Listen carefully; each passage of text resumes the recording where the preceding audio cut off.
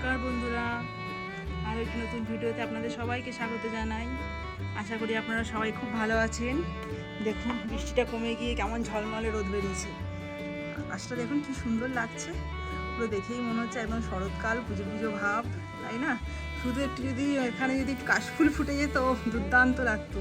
কাশফুলটা ভীষণ ভালো লাগে। দেখুন আকাশটা দেখুন কত সুন্দর লাগছে। কয়েকদিন বাদে আবার বেশ সুন্দর রোদ উঠেছে, তবে একটু গরম লাগছে ঠিকই, কিন্তু ভালো লাগছে, বেশ পুজো পুজো লাগছে। তো আজকে তো সানডে, কার বাড়িতে কী রান্না হচ্ছে অবশ্যই জানাবেন। আমার বাড়িতে তো আজকে খাসির মাংস হচ্ছে। সানডে মানে তো মাংস হবেই, তো আজকে খাসির মাংস হচ্ছে। এই যে রিকের আজকে সানডে, পড়াশোনা হয়ে গেছে, পড়ে এখন ওই যে টিভি দেখছে। কি চলছে রে টিভিতে? টিভিতে পুজোর প্যান্ডেল দেখছে।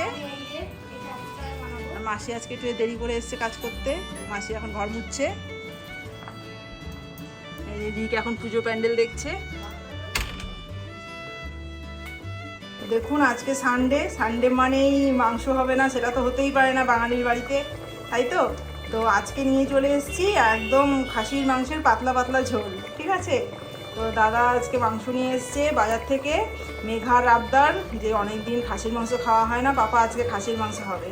তো তাই জন্য দাদা আজকে বাজার থেকে খাসির মাংস নিয়ে এসছে। তো আমি ভাবলাম আজকে একটু পাতলা পাতলা ঝোল করা যায়। আগের দিন কষা করেছিলাম, তো কষার থেকে যেন ঝোলটা, মানে খাসির মাংসের ঝোলটাই বেশি ভালো লাগে। তো মেঘা মোটামুটি মানে কষা ঝোল যেটা দেবেন সেটাই একদম চেটে ফুটে খাবে, মানে এত ভালোবাসে মাটন খেতে। মেঘা বসে বসে ঝোল খাচ্ছে এখানে। হ্যাঁ, আর জিমি উঠে গেছে খাটে, আর মেঘা এখানে টেস্ট করছে।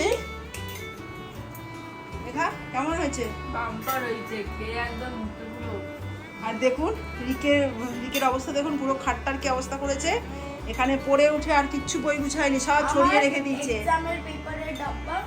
যদি ভালো লেগে থাকে অবশ্যই লাইক করবেন এবং কমেন্ট করে জানাবেন আপনার এক্সপিরিয়েন্সটা কেমন লাগলো আজকের এই ভিডিওটা। আর দেখার জন্য অসংখ্য ধন্যবাদ।